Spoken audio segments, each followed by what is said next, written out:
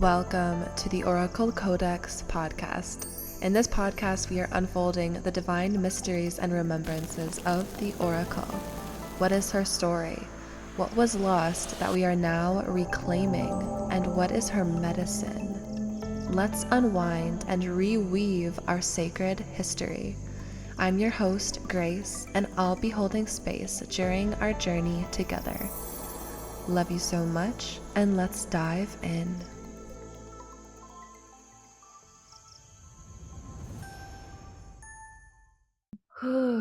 All right, everybody, welcome to episode 6 of the Oracle Codex. I am so honored to welcome Ciara Young, the beautiful mystic healer, creative entrepreneur, and mission mentor for advanced light beings and visionaries.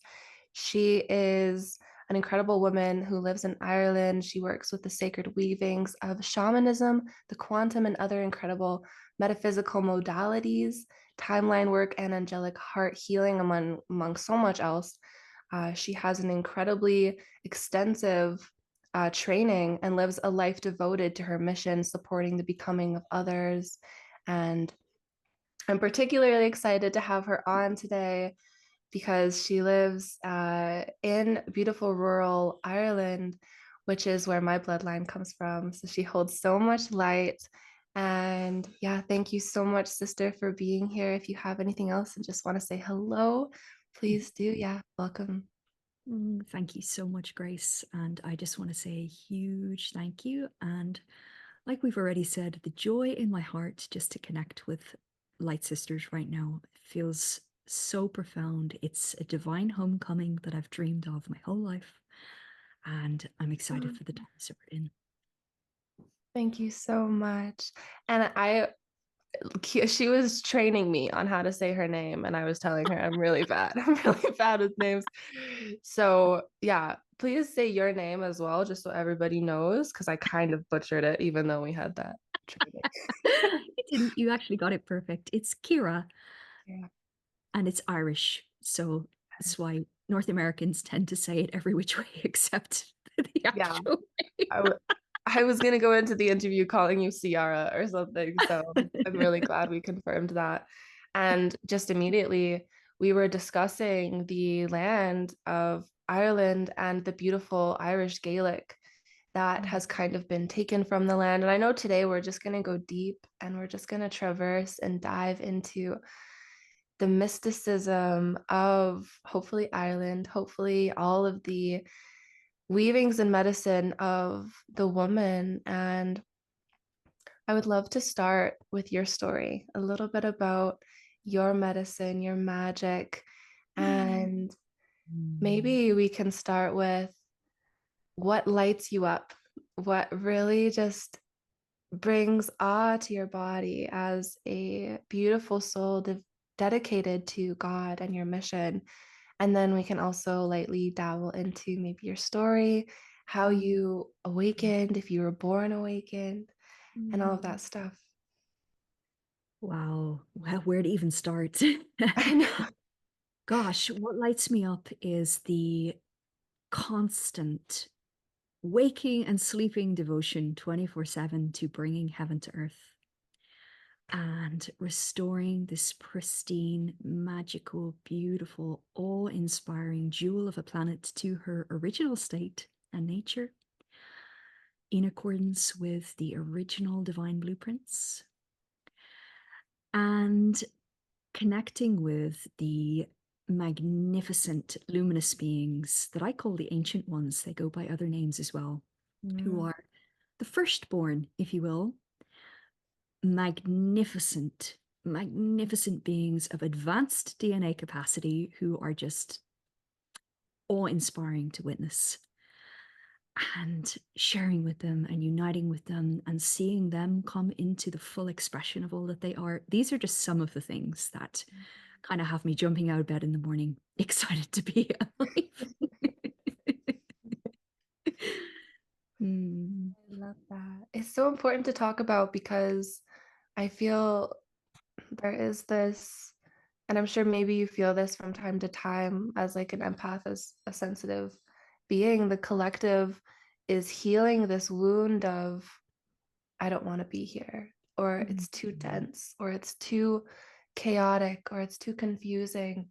And I feel like you've really tapped into this light of life, this beautiful love and bliss for life. And so I love that you shared that those things get you out of bed, those things inspire you. Are they the, is it, I might be saying something that's totally not it. Is it the ancient ones? Are they like originated from Ireland? Because I remember I've heard so much about these beings that were kind of dropped into Ireland and they were very advanced beings. Is it an Irish kind of energy? Not at all. No, they've No. been in Ireland for sure. Very, very, very big part that's been played here by us. You are one as well, of course. Yeah. We actually originate from pre-creation. We're that old. So we watched the earth be birthed, essentially.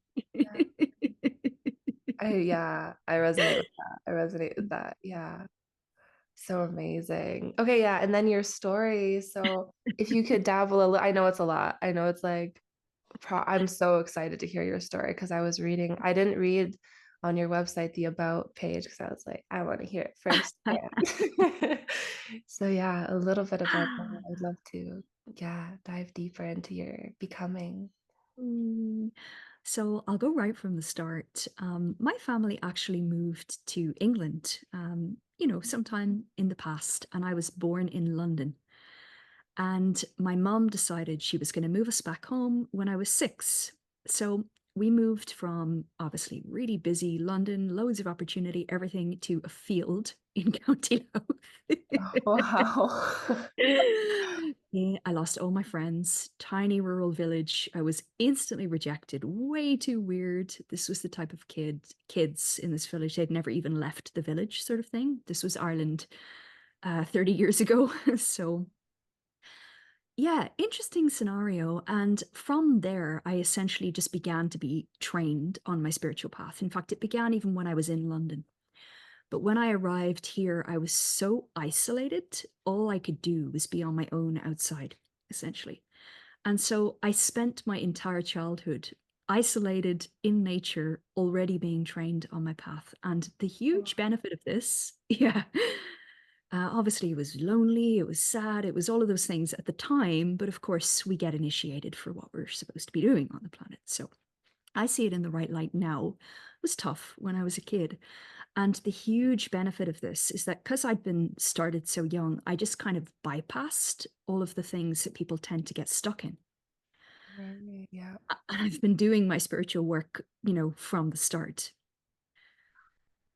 So that was a huge benefit, obviously. Yes. I Wow. skipped all of the entanglement in peer groups and all of this kind of thing because I wasn't welcome to begin with. And I've been doing my mission work since when did I start? I was 22 when I started in my mission business. And I've just been doing that since, essentially. Amazing. That's So, incredible. I love that. It's so interesting. God was like kind of protecting you or just kind of encasing you into like, this pristine experience. I'm so excited to, kind of understand and have the opportunity to talk with women because some people, they'll go into like their 20s and 30s and then it'll be like this poof, like a huge awakening, right? Something in their field shifts and then they have this epiphany or this awakening, right? Or this Kundalini movement. And then some people are just like from childhood, they're just kind of brought into it. So it's so mm, amazing that you had that experience where it's like you were protected and kept in this isolating space that allowed you to be able to refine yourself. mm, And what an incredible, actually, this is something I'm moving through right now is unprogramming myself from you literally mentioned this, not being in groups and entanglements with people. And that is a very huge part of, I think, like the 20s and even 30s of like most people's lives, right? We have to like release what we were taught even in school and in, cliques and like all of these ways in which we kind of stifle ourselves to make ourselves feel comfortable with other people, right? I love how you put that, sister. And similarly, I adore hearing all of the different paths that people come from. It's just so fascinating how God has positioned every single one of us in the exact place to do our specific part. And I never am ceasing to be amazed by just the precision of the orchestration of all of this. Mm-hmm. There was actually a really key awakening experience that I'd love to share if you'd Yeah. like to hear it. Yes, please. So there was a time in 2008 where I went through a massive transition. In fact, there were a couple of things, but there's something I really want to mention from that time. And in 2008, that was shortly after the Earth went through, she began her ascension in 2006. And in 2008, there was a pole shift. This isn't really common knowledge. It comes from Toltec mysticism, which is my lineage. But there was a pole shift in 2008 where everything flipped on its head. And one of the ways that we can notice this, which I'm sure all of your listeners will, recognize, is that prior to the pole shift, it used to be the case that opposite light attracted. So we used to be surrounded, the more light you had, the more you were surrounded by dark figures, essentially. Then it changed, and we started to become surrounded by like light. So others like us, basically. Did you notice that? I, well, at that time, that was 2006. 2008, the pole shift happened. Wow, I would have been really young, like 7. I'm actually 22, which is amazing. That's when Wow, you my gosh. started your Wow. mission. So I'm so excited we're connecting. That's even, yeah, just so So amazing. cool. Yeah, Wow. but I can totally understand what you're saying in that even my teachers recently were telling me that there's so much light pouring in now. Because before it was a state where in which you had to kind of be more careful about who Yeah, you were connecting with and what you were interacting with. So that kind of feels maybe in resonance to what you're saying too, and that now there's just we're attracting alike things, right? Or more light when we are that beacon. absolutely. Well, when that cosmic pole shift happened, something occurred to me. I went through a profound awakening where I suddenly remembered the type of being I was. Previously, I didn't really know who I was. I knew on some level, just because it was just there, but I didn't know the distinction between, somebody off the streets and an ancient one. Mm. It was in 2008 that I went through the awakening to, oh, wow, okay, I get the type of being that I am. And that changed everything. That was a massive trajectory shift. And the reason that I want to share that is because I found in my work that this exact moment where we who are the ancient ones, there's 144,000 of us, Mm. truly realize, oh my God, I am one of those. That's when everything really starts to take a turn for a whole other evolutionary trajectory. Chills, yeah. Amazing. So the 144 is are the ancient ones. 144,000 of us. Yeah. Wow. Wow. Because I've heard them referred to as like angels and stuff like that, but I really resonate with the wording, the ancient ones, because it puts it in deeper context Mm-hmm. that we are very masterful and we are advanced and we truly know what we're doing here. We're not just like, like it feels sometimes it feels messy, but when you put it like that, it feels like you can nestle into the divine plan. Absolutely. And one of the notable characteristics about us, there is another name, by the way. In fact, there's several other names. We also are called the original ones Mm. and the luminous beings. I like ancient ones because it just seems to resonate with people in a specific way. So I use that term. Mhm. One of the key characteristics about us is that, just like you said about yourself, if you hadn't just told me you were 22, I never would have guessed that. Yeah. There is this ageless eternal wisdom about us that is completely unrelated to biological age. Yeah. I mean, it was there when you were 7. I can guarantee that. So funny. Absolutely. Yeah. I don't know about you, but I remember being in middle school and people would be like, "You're so mature." I was like, "Oh, really?" Because it's with us, right? It's always Absolutely. with us, even if we are awakened or not, right? It is us. We are that being. We are that greatest light that is inside of our body. And I wanted to ask you as well. I looked on your website and there was this beautiful word that really caught my attention. And you referred to yourself as, I'm going to butcher this, Nagual? Nagual. Nagual. Yeah. What is that? I would love to know what a Nagual is. Yes, I would love to tell you what a Nagual is, and I'd love to tell you you are also one. Yay! Amazing. As soon as all, I saw it, I was like, ooh, what is this? all ancient ones are, in fact. Okay. So, a Nagual is a type of being that has a double luminous cocoon. So, you know, the way in a human, it's well understood that we have a luminous cocoon that surrounds our body. Perhaps that wording hasn't been heard of, but this is the wording that you'd use in the TolTec system, for instance, the luminous cocoon. And Mm. it's been spoken of that way elsewhere as well. So just a man off the street has a luminous cocoon. A Nagual, which all ancient ones are, has a double luminous cocoon. It means we have 2 of them. One of them is our own luminous cocoon, and the other one overlaps with direct access to the infinite being. So, Wow. this is how we are in direct, constant communion, exchange with God, essentially, in a very, very, very direct way. It's definitely different to the man off the street. Yes, yes. Wow. I adore that. And something really cool about this, Grace, is the more conscious we are of this, the more we're able to instantaneously, without a gap, it's completely seamless, downstep infinite potential directly into our own field. Mm.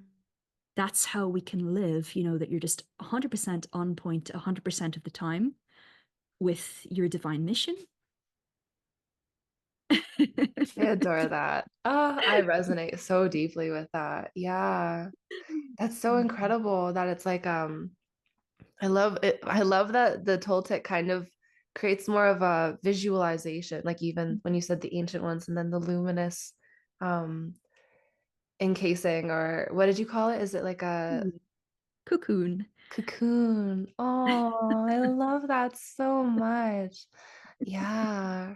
As soon as we realize the potential that we have, or that the the architecture that is already around us, we can access it and work with it deeper. I really, really appreciate that. And I know all the listeners are going to be like ready to tap into their luminous cocoons. I want to tell you something really cool. You mentioned a moment ago about how sometimes we've been known as angelic beings and so on. Metaphysically, there's something really, really interesting about that that I'd love to share if you'd like to hear it. Yeah, yes. In terms of our chakra system, the fully activated ancient one actually has a 24 chakra system.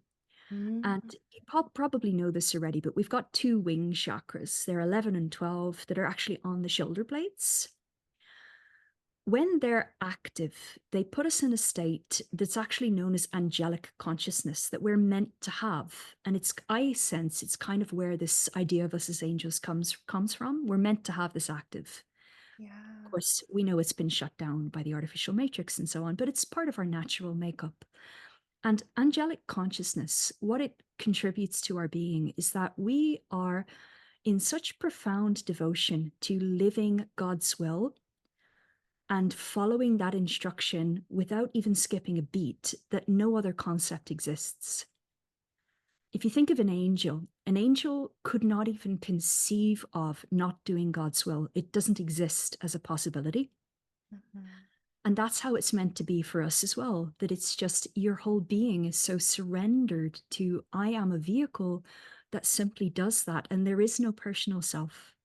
There is no egoic self that wants to enforce things, or maybe I won't because I'm afraid or whatever. It's just this devotional, all I can do, my whole existence is designed to serve God. That's angelic consciousness, and it's part of our makeup. Mm. And I just find that so beautiful. It really is. It really is. I am so appreciative that you're sharing that. And I feel like, yeah, we're being guided to talk on that because in I don't just for people who are trying to make buy and make do right now, even in the spiritual community, there is so much force and push and my will and ego. And very recently, was, I don't know, I was like serving people and helping people. And then I was still feeling inside of my heart, there's something that I'm not touching on. And I Mm. realized it was that my body is wanting so deeply to just be in complete reverence Wow. for God's mission, for Mm. Source's mission. And by just actively seeking, to be an entrepreneur or to do the thing or to make the thing or all of that stuff that we get pulled into from social media, it was so unfulfilling when I actually did get the the client or the call or any of that stuff. And I realized it's because, like you're saying, there is such for the people who are the ancient ones. I feel like it is so devastating to not be in that energy of servitude to Yeah. the mission, to God. I adore how you describe that. That is so fantastically put. It's almost like a piece of your body's missing or something when that's not online, isn't it? Like Yes, something just doesn't feel right in your system. it's devastating. Yeah. Mm. It really is. I'm so glad that you're talking about this, sister, because another really, really deep passion for me is actually entrepreneurship. I have an entire program that's on this, but it's specifically from the angle that you've just mentioned. Yeah. And it's not about, create a business and all this sort of stuff. It's about you just happen to have a business as part of your devotional mission because it's a vehicle to do your service work. Yes, yes. And everything is from this angle of when you bring forth your devotional service and you have no personal agenda, you are purely serving God. There's none of that stuff that we get programmed into in the artificial matrix that we've all experienced. Everything flourishes because that is God's plan. That is God's natural template. We don't have to try to make it happen, Yeah, ironically. yeah. Exactly. What a like a hard it's not it is a hardship. It's like I have to force this to happen. I'm gonna use all of my life force to make this happen.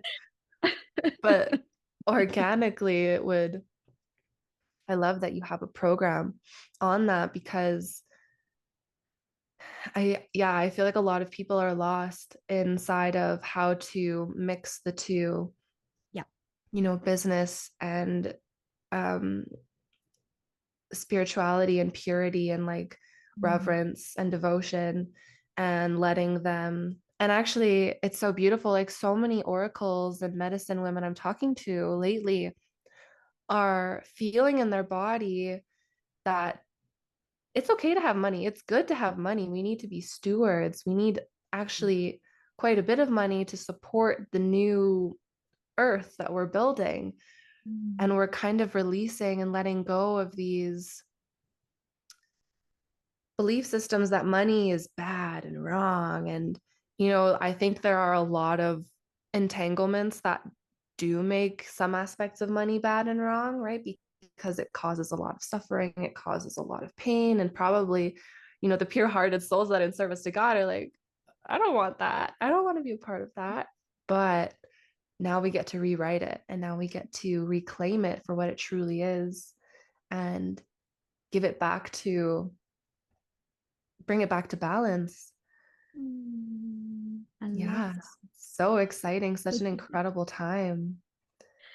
Can we segue into something? Because you're touching on a piece there that I just feel this thread of I'd Yeah. love to dive into that. I've been contemplating really deeply lately, and so much so that I'm actually feeling called to do a free workshop on this later in the month. That one of the core reasons why this can be a sticky area for so many of us as ancient ones is actually because within the artificial matrix, it hasn't been safe for us to express our purity. Yeah. And so we know that, for instance, having a sacred business is part of our service mission. It's a vehicle, like we were saying a moment ago. Hi, Soul Fam. Thank you so much for tuning into this episode of the Oracle Codex podcast. I so hope that you are enjoying this episode and conversation with the Oracle. If you would like to stay up to date on the Oracle Codex podcast, I highly encourage you to subscribe on your streaming platform, and as well, you can leave us a big thumbs up, like, or comment down below. If you want to stay up to date with Grace, the host of this podcast, you can find her at creationalcodes.com or on Instagram, Facebook at Grace Crysdale. And without further ado, let's get back into the conversation. I've been contemplating really, really deeply lately that I sense one of the core reasons why this whole area of mixing entrepreneurship and our spirituality has been so tangly for a lot of people is because in the artificial matrix, it hasn't been safe for us to express our purity. Right. So we go into the entrepreneurial world and we see what everybody else is doing. And we're like, I know I have to create a business because it's part of my service mission. It's a vehicle for me to do my work.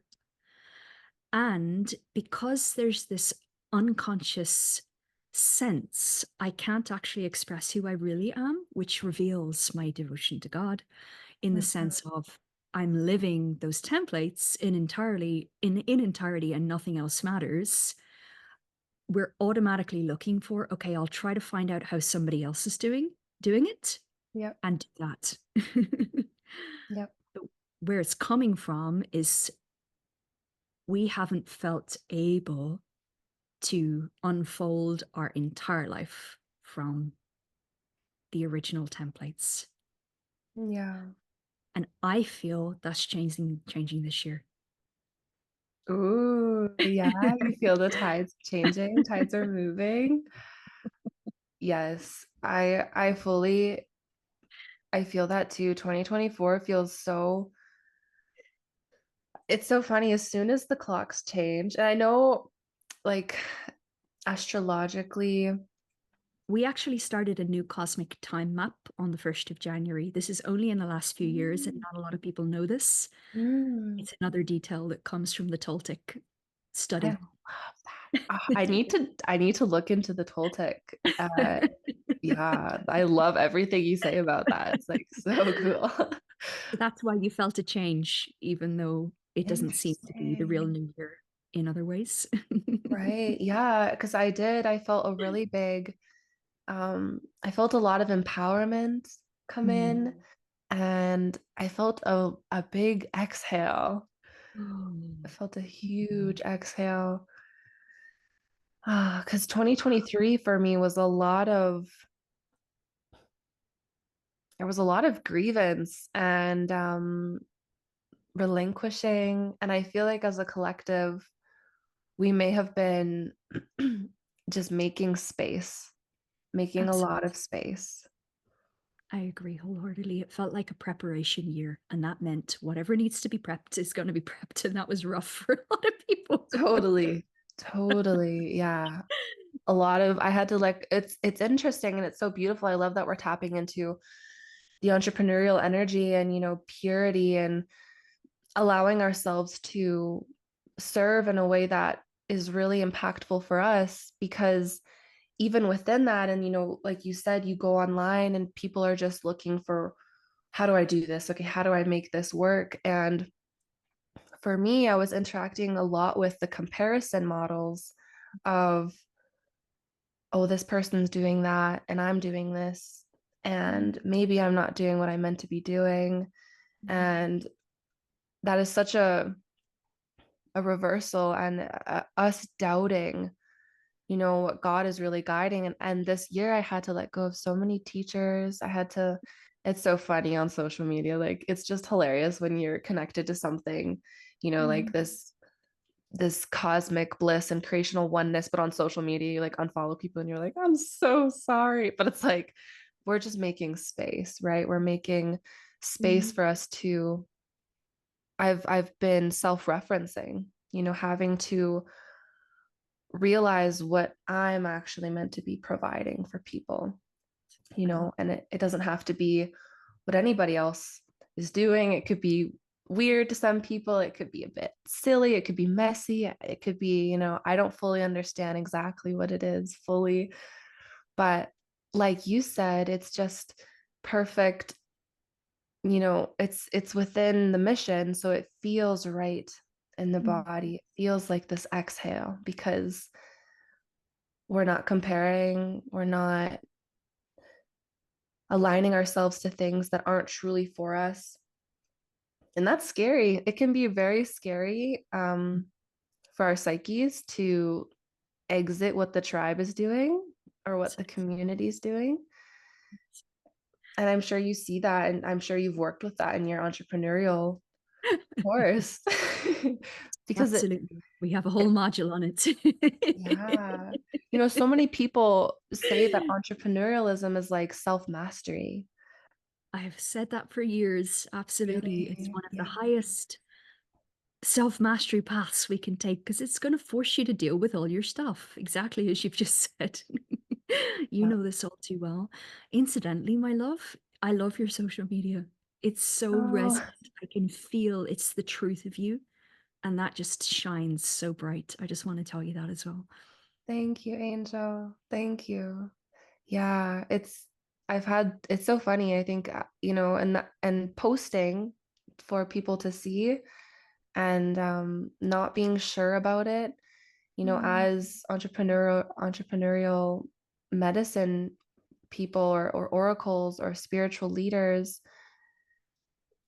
it feels like you're bearing your heart, Yeah. and you're bearing something to the public that I always say this, like, I feel like such a student, but at the same time, I know I'm a master. Yeah. So it's like I'm always playing with, like, yes, I'm sure about this, but also I don't know what I'm doing. In the TolTec world, we say that humility is the hallmark of mastery. Oh, I love that. Can we dive into, okay, I because I'm like obsessed. I'm gonna Google and like I have to research the Toltec. Just So be aware that most of the stuff you'll find online is not legit, so keep that in mind. okay, I'll probably just like contact you and ask you where to find. Like, do you have a course on this? So what exactly is the Toltec? I would love to dive into that because it sounds just incredible. So the Toltec way originally comes from the Divine Mother, Mm. and it's a spiritual system that was designed specifically because the mother knew that we were going to fall in consciousness. I'm gonna cry. I'm so sorry. Okay, please keep going. I'm in Feel love with free to this already. cry. Feel free to cry. Me too. It's my favorite subject, so I'll talk about it all day. So she designed a map to make sure we could get our way back out again. Wow. And in a nutshell, that's what the Toltec system is. And the reason that I'm saying that a lot of the stuff that you find online isn't legit is because they've lost that origin. There are few genuine Toltecs in the world today. It's been corrupted like many things. And I bet you will not find online, unless you find my website, that it comes from the Divine Mother. In Mhm. fact, we've had quite a lot of, very distorted masculine teachers who've tried to take bits of this, and it's utterly lost its source, essentially. So I'm just saying that for all our listeners, take with a pinch of salt what you find on the internet, unless it really resonates. Yeah. So Mother designed a map for us to get our way back out of the dream. And what I find so fascinating is that up to a certain point, it was actually up until 2008 where we had that cosmic pole shift. The TolTec Way did exactly that. It was to find our way back out of illusion. And then it changed in 2008. Now it has become to find or to explore how to express the truth of what we are. In other words, illusion is over. All that's left for us to do is explore the purity, the innocence, the truth, the beauty, the majesty, the abundance, all of that. Mother's face expressed in the material world. And yet we also retain the understanding of how to dissolve our personal illusions, which we have the Toltec system for as well. So it's now got two purposes, but they're all geared towards the ultimate living the truth of the infinite being, living the original divine mother's way, essentially. This is what the Toltec way is in a nutshell. Mm-hmm. So it combines very much the light, which is the masculine perception based understanding, and the frequency, which is the divine feminine true emotions, such as the joy, the peace, the inspiration, the trust, gratitude, beauty, etc. And it's both of them at the same time, Wow. which you don't usually see, definitely not in the New Age movements and stuff anyway. It's a very complete, concise system. Yes. Oh, wow. I love that so much. I feel like that was like, yeah. Oh, yeah. I'm really excited to dive into that energy because even the word, like Toltec, it feels very ancient. And actually, it reminds me of The Hobbit, which feels like home every time I watch that movie. I'm a So, big Hobbit fan myself, I must admit. yeah, yeah. So, yeah, beautiful. And just life is magical. And I love that, like, talking to you, you've really, like, I don't know, you're just embodying this beautiful magic and bliss. And yeah, I just adore you. So I just love that, all of that so much. I do want to quickly, because it came up and it feels like you're just such a beautiful guide for the listeners to be able to, I feel so much, yeah, I just feel like you're such an incredible guide and I really trust your words when you speak. Within like, what's your sensing on the the the corruption of a lot of spiritual practices at this point in time? Because as we talked about entrepreneurialism and all of these ways in which people are kind of being drawn out of this purity and this self-sourcing and this original architecture of what the information truly means and how it truly supports you. And you even mentioned in the new age, it's kind of pulling us into these tides where it's like, I don't know, a lot of ego and a lot of manifestation is a really great thing to reference within the new age, right? Because it's all like, I can have this right now when I want it. And that is an aspect of an organic architecture, right? Like creationality. But I would love to dive into your sensings within what is going on in the spiritual community within all of these properties and these contexts and these texts and this information that is sacred and holy and divine being kind of repressed. And because it's interesting, right? Like we talked about, we're at the point now where we can very much so trust Mm. like our guides and we're attracting light now, but we still have these kind of mischievous tricksters who are, you know, taking Toltec knowledge and inverting it, or taking, you know, creational laws and kind of messing with them. Do you have any sensings on, how to make sure that you're not dabbling in stuff that is not the right thing to look at? Well, the first thing that I'll say, my love, is that because the Divine Mother's original templates are being restored, it is happening. The only thing that's actually supported right now in cosmic life ultimately is that which is in alignment with infinite will. And so anybody who's doing anything that's not in alignment with infinite will find out about it sooner or later. Yeah, yeah, It's just going to stop working, or you'll create a situation that you ultimately have to confront the fact that you've been, self-serving and so on. So I think in that sense, there's nothing to worry about in that it'll all come out in the wash, I like to say. yeah. But in terms of our individual journeys, to make sure that we're living in alignment with the highest, to me, the thing that I always reference is what I call highest truth. And Mm. highest truth has a ring to it.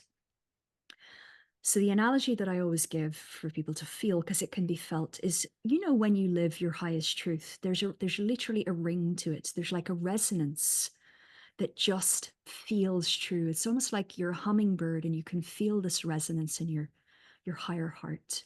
You know? In contrast, if something doesn't have the ring of truth, you know it's not your highest truth. Yeah. So you'll know if you're living your highest truth because it feels great. You cannot possibly miss that. Similarly, if something's off, you're going to know about it. Yeah. So the thing that I always try to remind people is when you sense something is off, something that the artificial matrix programs us to do is we try to make it personal. And that can look like something doesn't feel right. Like, let's take a practical example. Let's say you're trying to do something in the entrepreneurial world and it doesn't have that ring. Sometimes the artificial matrix can trick us into things like, oh, I'm not cut out for this, or Hmm. maybe my work has no value, or blah, blah, blah, blah, blah. If we come back to, wait a minute, I'm sensing there's no ring of truth. Could that therefore mean it's not me who's the problem, but that this is an area that is not for me? And if I come back into living my highest truth and I find that thing that has the ring of truth, I'm back on track. Does that make sense? Totally. Yep. Absolutely. It's trusting our intuition, trusting our body. I can give another practical example of this. I've had in the entrepreneurial world, I've been running my business for 10 years. So I have at various points sought out, trying to learn certain things. And it's been tricky, because I've had to cherry pick, okay, that doesn't resonate, but here I can learn a particular skill or something. You Yeah. probably know what I'm talking about. Yeah. And I've had lots of people, I mean, lots, say things to me like, oh, because I wasn't achieving a certain thing, you just need to move beyond such and such a belief, or it's Yeah. just because of this, or it's just because of this. And for some of the time, I believed that, and I felt bad and I felt less and I felt not good enough compared to others. And I ultimately came back to actually, the way you guys are doing it is you're attempting to force your personal will on life. Mm. Because of my purity, I can't do that. It's anti everything in me. So there's Amen. nothing wrong with me. Yeah. Nothing wrong with me. I'm going to come straight back into surrendering to allowing divine will to unfurl itself through me. Problem solved. That is so important. That is so important because like 100%, like there are there are projected thoughts into the soft, pure hearts and minds of these oracles and medicine women and men who are like, oh, I'm not doing enough. Oh, I'm not like actually completing something, or I'm not actually, oh, I didn't go to university, I didn't take that course, and like all of this stuff that would really just be a time waste. And I just adore that you brought that up, because I feel like that is such a powerful piece of information for women and men to remember, is that like we're not really on the same path as everybody else. So, and we have literally been murdered in the past for standing true in the voicing of, I am doing God's plan. So there can be very powerful psychological mechanisms where we hide that from ourself. And it's a huge part of our journey to untangle that. Mm-hmm. Feeling safe, like we're gonna, like we can trust ourselves, Yeah. like we can let go of needing to, yeah, be the same as everybody else. Those are huge, huge key codes. And also, I just wanted to tie in that sometimes, like the medicine, the experience of becoming is a lot of fine lines, a lot of nuance, a lot of, you Yeah. know, Very like well it put. doesn't fully make sense, Very well put. right? Until you get to that point and you're like, oh, I needed this and this and this and this. And they didn't make sense at all, but now they do. Because I trusted God, right? Like even your story as a child, you know, being isolated and taken out of the city and all of that stuff. And it's like, why did this happen? But then we're shown. Mm. And I feel like we're also like, I feel like there's so much light coming in now that when we devote ourselves and refine ourselves and come back into reverence, it's such an incredible exhale, such an Mm. incredible peace of mind, peace of heart, Ah.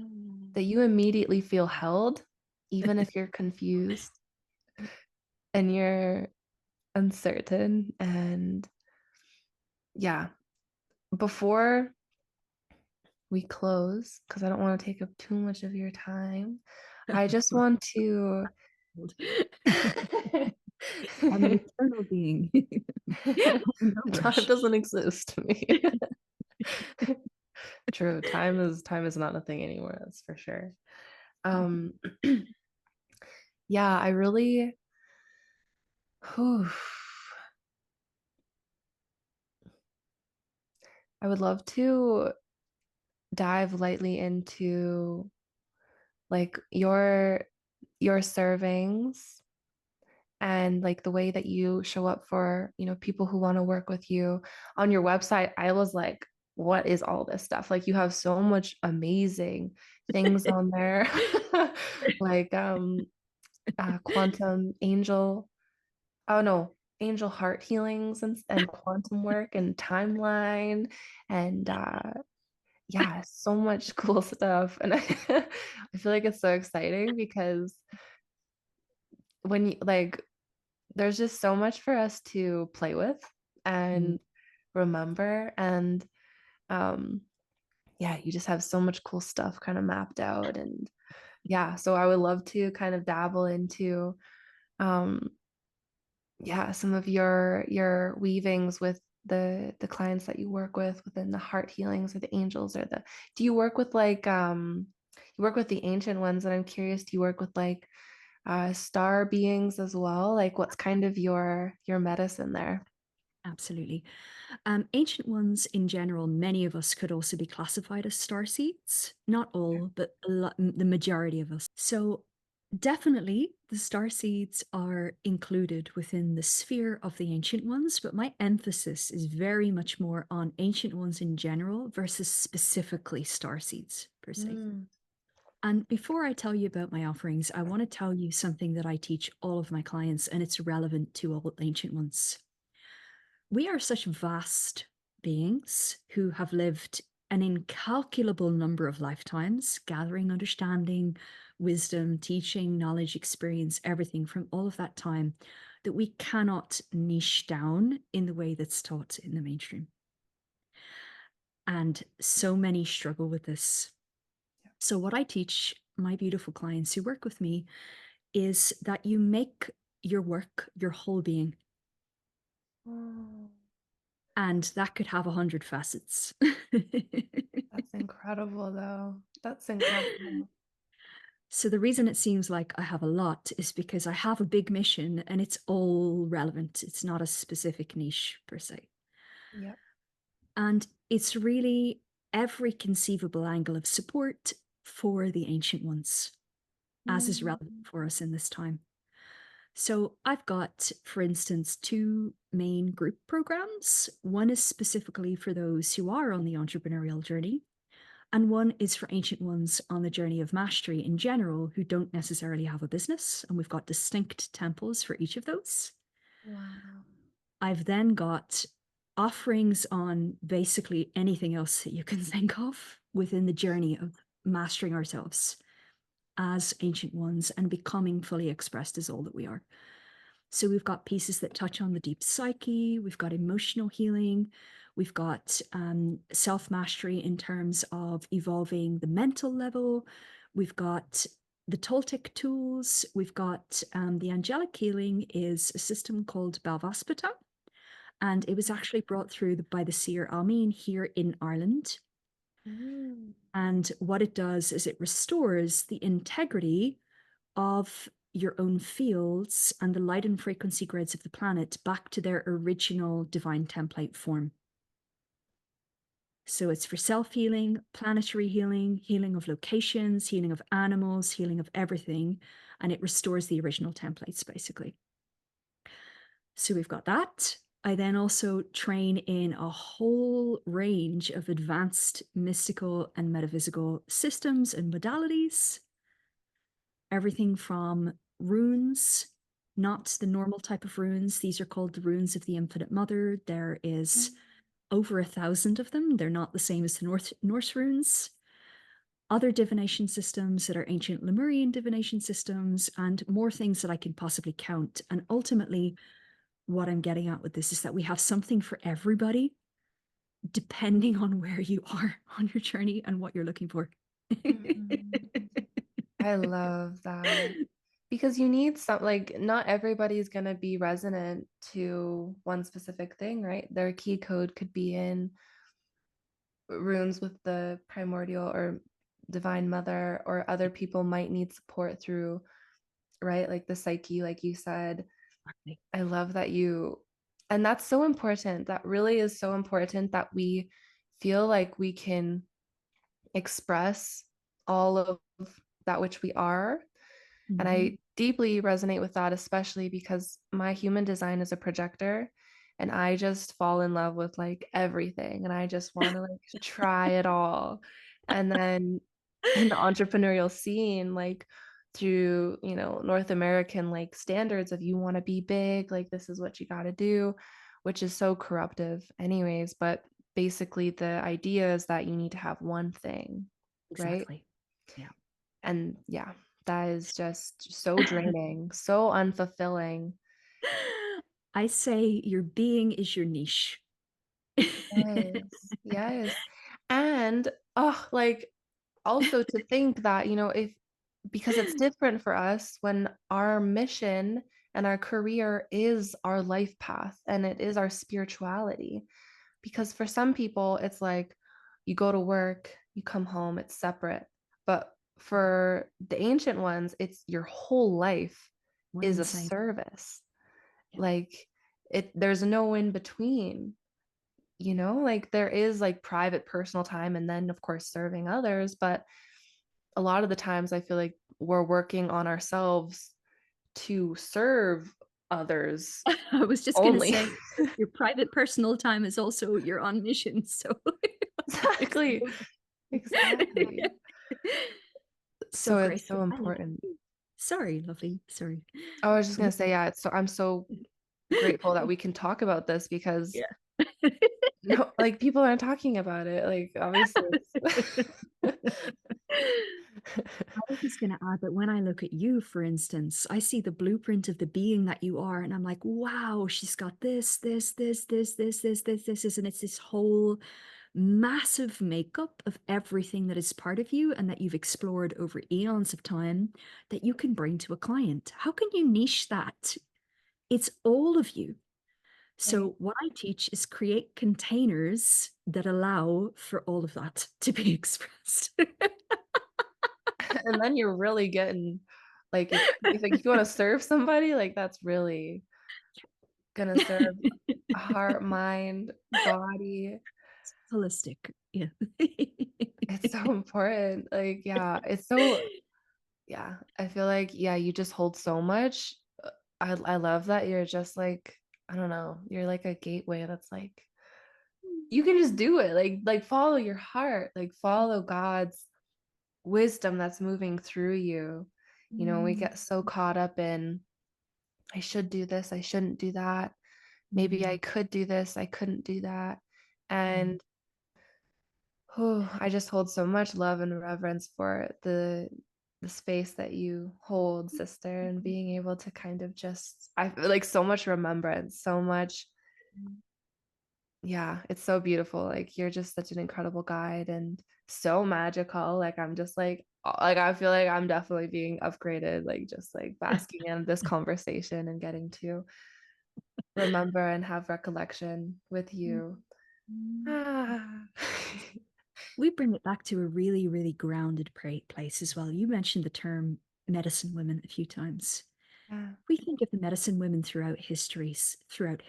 They were healers, they were teachers, they were herbalists, they were cooks, they birthed babies, they assisted with the birthing of babies, they were mothers, they were family women, they were farmers, all at the same time. And that's the truth of us. We're so multidimensional and multifaceted that I feel like our thriving comes from the embrace of I am all that and my absolute devotion unwaveringly is to serving God with all that. That's the blueprint that fulfills our destiny. Truly, truly, especially for women. Like I know men are definitely doing their sacred work, but for women, which is kind of what I've been studying, like our minds very easily are looking at five different things at the same time. You know, like it's in our, like, even scientifically, so many people have been researching, like, wow, women have this amazing capacity to hold a baby, cook, and be thinking about other things at the same time.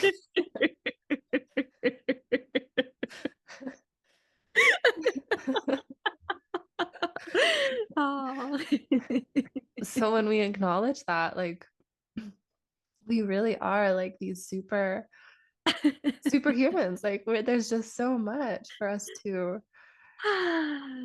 do and be. And then you tie in the fact that you listener, you may be an ancient one, you may be a starseed, you may be all of these beautiful divine things. You are all of these beautiful divine things, and the sky's the limit with what you should and could and will do. Right. So such an honor. Do you have anything else that's kind of bubbling up to speak on? You feel good? Amazing. Thank you so much, Angel, for being on this beautiful podcast with me. I would love for you to share where people can find you and yeah, connect with you and work with you and all of that stuff. So my main website, I actually have two mission businesses, but my main website is luminousbeings.ie. And you can actually find the second one via that one as well. Amazing. And of It's course, really a you matter of, mentioned, yeah, yeah. I was just going to say, it's really a matter of just take a look and see what resonates. And if you know you're meant for something, but you don't know what, drop us a message and we'll help you find the right space. She's got it all. What once you get on there, you'll find something. Which is beautiful, right? Because like when people are guided to you, like mostly it's about your energy, right? Like Mm. people will be like, I love your energy. And then it's like, I can hold space for you in anything that you need. It's just so beautiful. So thank you again, sweet sister, for coming on. It was such an honor. And yeah, guys, please make sure to check out her website. I'll have it linked below, or you can find her and connect with her and follow her work. So thank you, Thank you. sister. It's so wonderful. Thank you.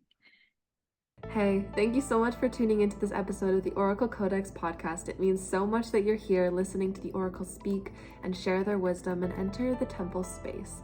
If you'd like to stay up to date on this podcast, please subscribe on your streaming platform. Please give us a big like. And if you have any opinions, questions, concerns, or love to share, please comment it below. If you want to find Grace, the host of this podcast, you can find her on YouTube, Instagram, Facebook, and at her website, creationalcodes.com. Thank you so much again for being here, and we will see you next time.